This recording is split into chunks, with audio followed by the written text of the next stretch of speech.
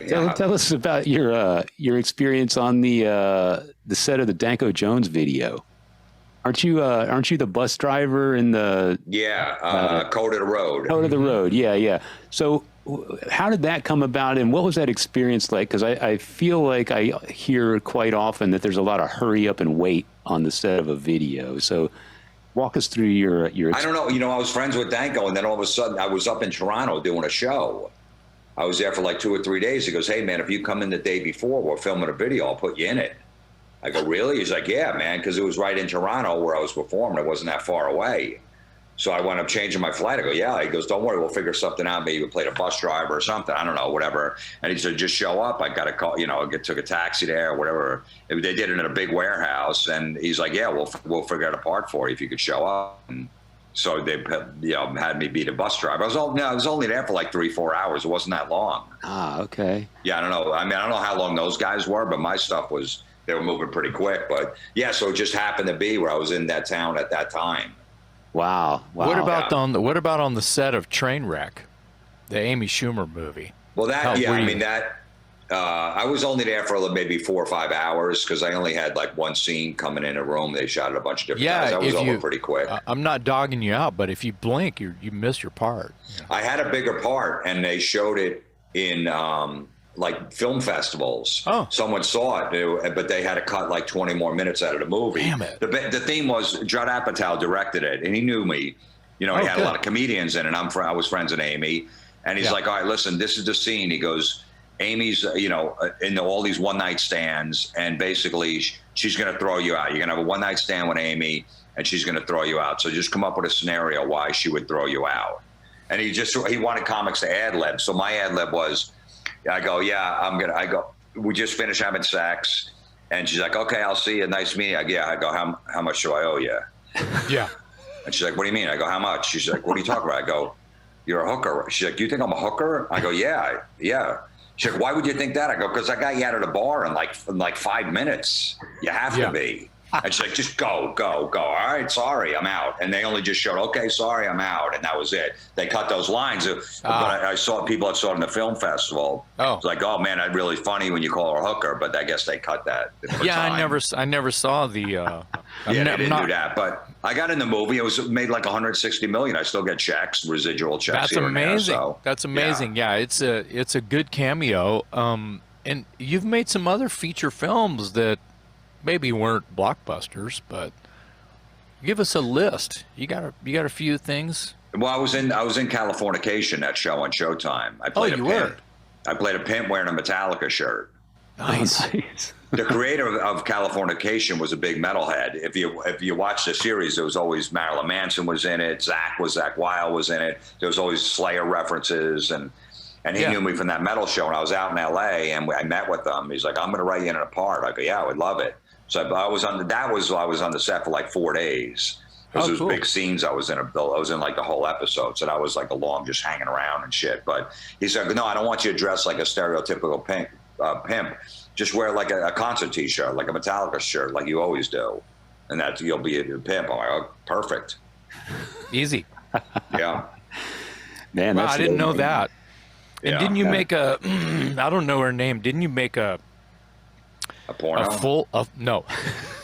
I don't, Not yet. No, I don't. I want to be careful about how I react now. No, I'm sorry, I don't recall the actor's name. She played Pam Beasley in The Office. Yeah, Jenna Fisher. Jenna Fisher, Yeah, a movie called A Little Help. Okay, yeah. It's an independent film. It's out there. It's a pretty good film, actually. Yeah, I see it. I think it's on Amazon or something. Yeah. And you have a full role in that, right? Yeah. Yeah. Okay. Basically, the director knew me from that metal show too, I think, or my comedy or whatever. And he goes, "Listen, I wrote this part, and I just thought of you. That you're going to play this role." And he got in contact with me, and basically, it's like some jerk that she has a one-night stand with, that's just mean to her, and then she realizes, I got to go back with my boyfriend. Mm-hmm. So it's a pivotal point in the movie. So I just had to be a jerk. Like I meet her, "Hey, why don't you call me?" And she's like, "You know what? I'm going to call this jerk." Because she just broke up with him. He's like, I need a guy that's just going to be like wild. And she calls me, and then I'm just like rude to her, and then we have a one-night stand. I had to dry hump her for like 6 hours. It was beautiful. Wow. Because it's a sex scene that we had, and then I was just rude to her afterwards. Well, I don't want to get down to nitty gritty. Wait, yes, I do. Did you have to wear some kind of like cock blocker? I had like a little G-string on because they were going to show my ass. They weren't sure if they're going to show my ass, so it was like a super small G-string. But the problem was my balls were hanging out of it. Because in the front, they weren't going to show the front, but it was really small and thin, like it went in my ass crack. So in case they get an ass shot of me on top of her. But my balls, I got big balls, so they were hanging out like the sides. And then I would get an erection because I'm grinding on her, basically. You know, That's so just keep going. I don't want to talk about your erection. I want to talk about, were they laying down some kind of like cock blocker so you're not actually rubbing up against? No, but she had like it was like on her leg. We had a position where it was like, you know, on her thigh, like by her knee. Okay. And she had like a dress on, so it was like rubbing on that. So it wasn't actually. Right. Yeah.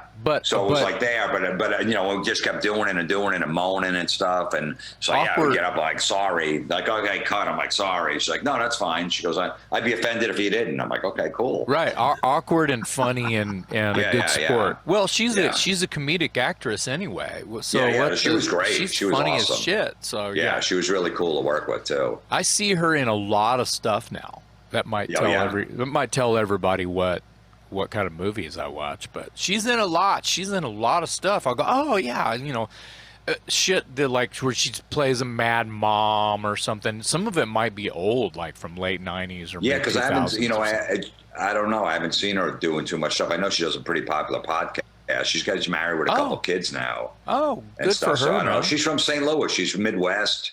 Just a nice Midwest girl, you know. Yeah. So she was really cool. Yeah. I think she might even still live there. Okay. Well, I just wanted to bring her up because I know you were in a feature film with her. And, What else have you done theater-wise? I don't know. I mean, you know, Amy Schumer's TV show I was on. I did a bunch of episodes on the sketch show on Comedy Central. I was in like 4 or 5 sketches.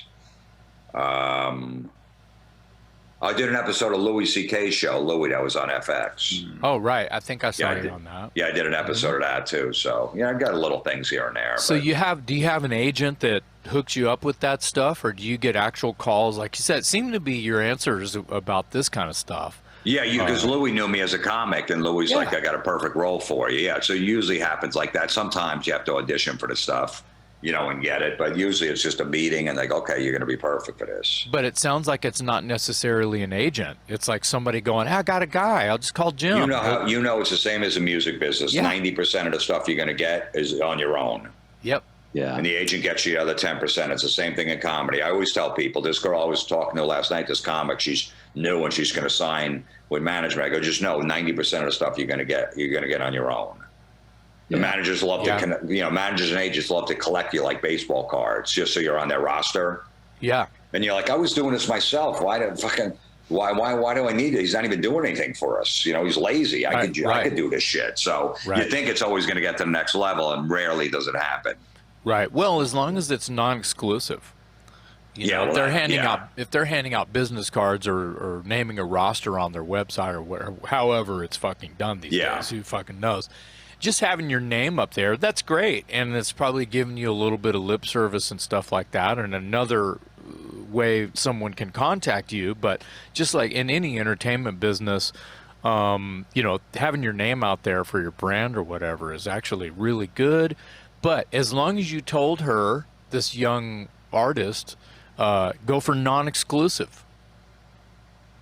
Well, I also told her to try not to sign a deal because a lot of time it's just handshake deals with management and comedy. And then also if you're going to, no more than 2 years because 2 years will go by quick. I go 2 years is going to go by super quick. And then you're out of the contract if it doesn't go well. And I said, and any money you're making right now, they can't have a cut of it.